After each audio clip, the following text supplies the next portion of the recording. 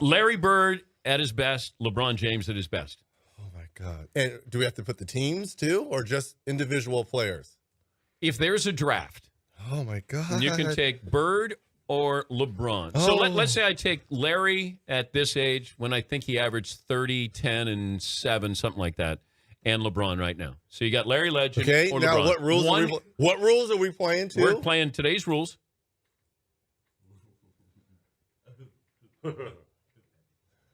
Oh, I got to go with Larry Joe. I got to go with Larry Joe. In today's rules, you can't touch him. Yeah. And Larry, so this is 27, 28-year-old Larry and 27, 28-year-old LeBron, right? Or is he 30 now, right? 30. Yeah. So 30-year-old Larry, 30-year-old LeBron. Okay, give me Bird's stats at 30, Paul. At 30. Because that was an MVP season, I think. Yeah. Wow. 30 points a game, 9 rebounds, 6 assists, 2 steals, and a block. Can I answer that question now? Larry Joe. Yeah. So Larry if he Joe. averaged 30 back then, you take Larry Joe. Larry Joe for the win. I know where we're going with this. Is he in your top 10? Yeah, he's in my top 10. Is he ahead of Larry? You got a strange top 10. Hold on, is he ahead of Larry Bird? No. Skip, Reggie would take Bird over LeBron. Do you concur, my friend? Stephen A. Smith, I do concur. I do agree. I can understand how some people, Larry Bird was better than most people think. And so make your argument for Bird. In a hypothetical draft, that's what they started off with. I'll take it at any age. You can do it at 18 or 22 or 26, 28, or as they finally concluded at age 30. I'm going to take Larry Bird just a little bit over LeBron James. Now, you can argue, oh, LeBron is such a superior athlete, and I will not argue back. But as an all-around basketball player, as a leader, and especially as a clutch shooting difference maker, I'm all about Larry Bird. He was a bad boy. For those of us, those in the audience who are just too young to know, bad boy. Bird's a better shooter. It's not close. I think Bird is as good or better as a passer. We do Bird's know a better rebounder. Better shooter from LeBron at any distance. As for the outside shooting, this isn't really close. And the only reason his three-point numbers aren't gaudier is the simple fact that hardly any threes were taken back then, much less practiced. And yet Bird still shot over 40% 5 times, including 2 50-40-90 seasons. Bird was not just a superior shooter from anywhere on the court, just like you highlighted. Not only was he a near 90% shooter from the free throw line, which LeBron could never brag about, but also Larry Bird was Mr. Clutch. When the game was on the line, you knew that the ball was going in Larry Bird's hands, and there was little to nothing that you could do to stop him because he was that much of a marksman of the highest order, one of the most lethal marksmen we've ever seen in the game's history. Three-point shooting, percentage, whatever you want to do, and especially from the free throw line where he often led the league in free throw percentage, did Larry Bird. Bird was consistently among the best free throw shooters each season, while LeBron's best year at the line was still 6 points lower than Bird's worst year.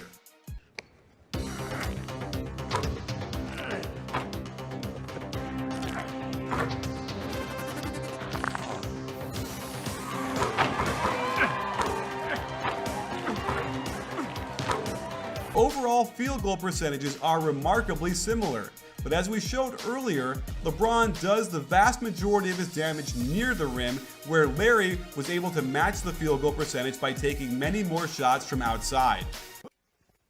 You know, LeBron's physical, if not athletic ability is a gift. Larry's IQ and basketball competitiveness is, uncanny. Like, Larry's ability to make tough shots. Better rebounder, clearly just a little bigger, had a little more better knack under the basket for acquiring rebounds, a la Dennis Rodman as a below-the-rim 6'9" rebounder. He's not in Bird's league when it comes to passing. Larry Bird was a better passer, in my mind, a much more fluid, much more natural passer than LeBron James, a creative passer. Because Larry Bird had the passing gift. And then we come to defense. If you look at defensive win shares, Larry Bird actually ranks ahead of LeBron James by 1 spot. And that's because all of his basketball genius we saw on the offensive end translated to the defensive side of the ball as well. And when he was young and healthy, he made some plays that might, just might, remind you of some of the things we saw LeBron do. His quick hands allowed him to strip the ball, and in fact, he averaged the same amount of steals per game that LeBron does now. Larry Bird, as you know, Stephen A., could wreak havoc on defense to the point that he often led LeBron in the steals category. So I'm going to give Larry a slight balancing edge there. Then we get to leadership, intangibles. They spilled over from Larry Bird, as you well know, because you're old enough to have covered him, which is why Larry Bird has 3 rings, lost 2 finals, no shame there, to Magic, Kareem, Worthy, Byron Scott, Michael Cooper, all the rest. Would I take him over LeBron James to start my franchise? Yes, I would. And I don't think it's even close. One area Larry was far superior in was his use of the left hand. There were sections of whole games where he'd only shoot with his offhand, and he had such control and touch with it, you'd never know exactly how to guard him once he got within 10 feet of the basket. I can't think of another player who used his ability to score with his offhand as often as Bird did, and even 25 years later, these are still the most impressive of his highlights, something LeBron cannot do. Well, let me say this. I think that LeBron James is a superior athlete. I think for the first 45 to 46 minutes of a game, I don't know if there's anybody in the world that you can pick over LeBron James because he's a freak of nature, a physical freak of nature, being the fact that he's 6'8", 250 pounds, locomotive coming at you. Larry definitely had more skill, while LeBron brought more physical gifts. But there's no way on earth that I'd pick him over Larry Bird in the clutch. I can tell you that much. And that brings us to clutch performance. Those moments when everyone in the building knows who's getting the ball, and as that clock winds down, do you have the clutch gene to nail the shot? When it comes down to the end of a game in a championship series, I would rather have Larry Bird have the basketball. While we don't have the advanced stats from Bird's era, we're going to have to use anecdotal evidence to show that time and again, the Celtics went to him in the waning seconds of the game, and it was a rare occasion when he didn't come through for them.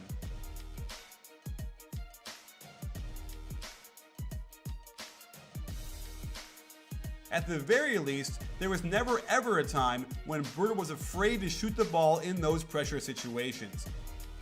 He would inevitably find some way to get open.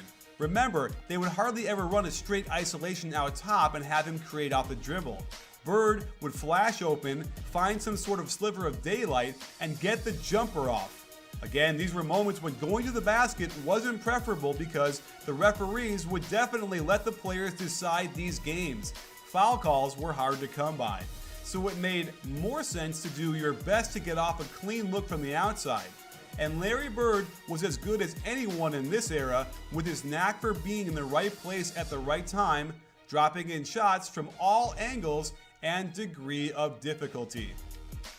LeBron's clutchiness is a bit more complicated. There have been a few times where he hasn't been the man down the stretch, and it has opened him up to quite a bit of criticism for not being that clutch player. Mark Stein wrote an article on ESPN.com about this, and with the help of advanced analytics and play-by-play data, we can quantify how LeBron has shot when attempting a tying or go-ahead shot in the final 5 seconds of the fourth quarter or overtime. As of March 1st of this year, he was a very mortal 5 for 47, or 10.6% over the past 10 seasons, whereas the league average on these shots is 22.7%. An intangible about winning. It is something that LeBron James took years to learn, even though he deserves to be respected and that should not be held against him. What's undeniable, Skip, is that Larry Bird, whatever intangibles LeBron James strived to develop and ultimately did to some degree, but is still working on in terms of its completion, Larry Bird walked into the NBA with that attitude. He walked into the NBA with that gift. And there was an accountability factor that came with being on the floor with Larry Bird because there was a certain level of excellence that was expected and there was a certain level of dereliction of duty that would not be tolerated. We've seen LeBron James tolerate a lot of things throughout the years, trying to fit in, trying to get along, trying to be that, what he thought a leader was supposed to be. Larry Bird never paid any attention to any of that. He was Larry Bird, and he came in there with a level of greatness coming from Indiana State, and he put the basketball world on notice that he was going to be a legend, and he was going to be a winner. And anybody that played with him had damn well better adopt that attitude, or they were not going to be wearing the same uniform as him. That was Larry Bird. And we haven't seen that really from LeBron James, to be quite honest with you. So, in terms of leadership, in terms of clutch, in terms of shooting ability, and overall championship credentials, not just trophies, but a mentality, Larry Bird gets the nod over LeBron James. But you still can't dismiss the greatness of LeBron James. LeBron can be great, but he needs that other guy to carry him. He needs the Kyrie Irving to make the shots down the stretch. Okay? He's incredible in a Magic Johnson sort of way, in that he generally makes others better. Let's all just agree the Bird's better. Bird's better. Because it annoys LeBron fans. I must admit, I am shocked that you're not defending LeBron a little harder, because I anticipated you would. I can't. No? Money time, whether it's a particular juncture in the season where you're trying to position yourself for the playoffs, or you're talking about the last minutes of a game, or you're talking about the last shot in a game, or you're talking about a game 7, or you're talking about anything that indicates clutch. You simply can't pick LeBron over Larry Bird, because you can pick almost no one in NBA history over Larry Bird, because he was a marksman of the highest order. When it was money time, you knew where the ball was going, and you also knew there was little to nothing that you could do about it. It was just a matter of whether or not Larry Bird was going to make it or miss it. It was not a matter of what he was going to put himself in position to do or what he was going to be capable of doing, because he was that big time. He was Larry Bird. I can't deny that. We take a quick look at those stats, the age 30 stats between Larry Bird, LeBron James. Larry Bird got him by 3 points in overall average scoring. 3 rebounds a game he's got him by, which is pretty significant. Got him slightly in assists, which surprised me. Field goal percentage is substantial, 52.3 to 48.8. And then finally, that was another year. Larry Bird at 91% led the league in free throw percentage. You talk about more possessions, more three-point shots, more points, and you're going to have greater stats. So it's stats a little bit on steroids. Can we even make a fair comparison of two players from completely different eras? While Bird was doing the mullet, LeBron was doing the headband. And he loads up the stat sheet like we've never seen before. And part of the loading up the stat sheet is basketball's played differently than it's ever been played before. What you also have to consider, Skip, is that Larry Bird deserves even more credit when you look at those numbers, because the game was played considerably tougher then. It was more physical. You can get up in people. You know, you had the bad boys and everybody else still in the game and being very, very relevant. We all know the game of professional basketball in the NBA is called soft as putty right now. You pass gas, you'll get called for a foul. Yeah. You touch somebody's fingernails, you might get ejected. I agree. I mean, it's unbelievable. So the fact that back then it being so tougher and Larry Bird having the quality of teammates that he had, in McHale and Dennis Johnson and others, to sit there and put up those kind of numbers is another testament to his greatness, because he was playing in a time where they did not mind sharing the wealth. We know how unselfish he was about sharing the wealth. Flick it or tap it or bounce it to a teammate without even catching it. Bounce, Bird. Nice tip to McHale. Pretty as you ever want to see. Pass to Bird. Behind the back to Perry. And yet he was still able to register those kind of numbers. So Larry Bird deserves a whole lot of credit for that. I agree with you. I'm guessing that right now about 80% of our viewing audience does not agree with either one of us. Well, all that means is that they don't know anybody. They don't know. Because we're giving them facts. I would love to pick LeBron if he deserved it, but I don't think he deserves it over Bird, over the Larry legend that we watched, in terms of what I told you, those 45 minutes, you know, an 82-game schedule. He deserves it in that level, but in terms of clutch, money time, there's no contest. He's not even in Larry Bird's class.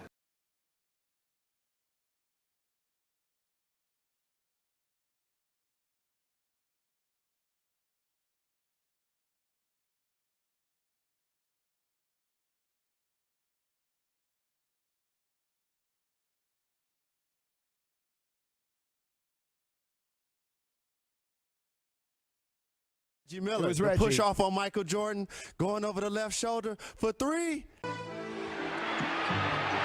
there! 4/10 of a second! When the Pacers hit the shot, and Bird just sat there and did not move. The whole world is going crazy. They pan the camera to Larry Bird. He didn't even move. Standing there like he has ice water in his veins. So you know what I'm talking about.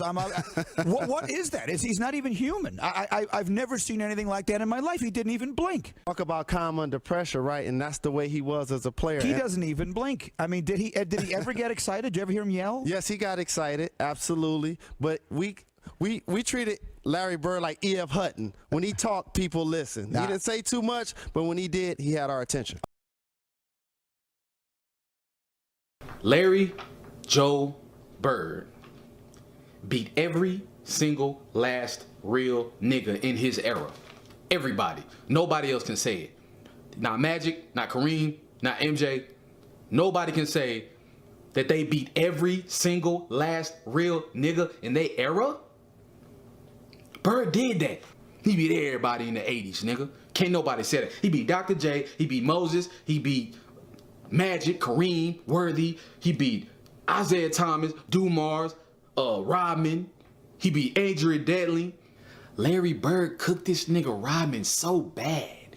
He cooked the nigga so bad. The nigga Rodman said, only reason Bird get that much hype is cause he white. You know what that sound like to me? That sound like that nigga Rodman was so salty he got cooked by Bird that he was like, hey man, only reason y'all boosting him is because he white. He beat, how many, bro, you know how many niggas Bird beat, bro? Can't nobody say that MJ didn't beat Bird. MJ didn't even get a game. Not one, bro. Not one. God in tennis shoes. The GOAT. That's my man, but he swept him. And you know what sweep means? That means I think he beat him in Boston, and then he went to Chicago. See, my thing with him beating Jordan is, damn, Jordan, you couldn't get one? You feel me? Jordan couldn't even get one. Magic never beat Jordan. You feel me? When you really, like, line it up, like, Kareem never beat Michael. You know what I'm saying? Like, nobody can say that they beat everybody. And Bird is the nigga to actually walk in the room and say, bro, look out. I beat you, I swept you. You supposed to be the GOAT, bro. I swept you twice. Oh, I forgot to tell you. He swept him again in 87. 87, Young. Yeah, look out, Young. In 87, he swept him. LeBron fans, y'all gonna hate me.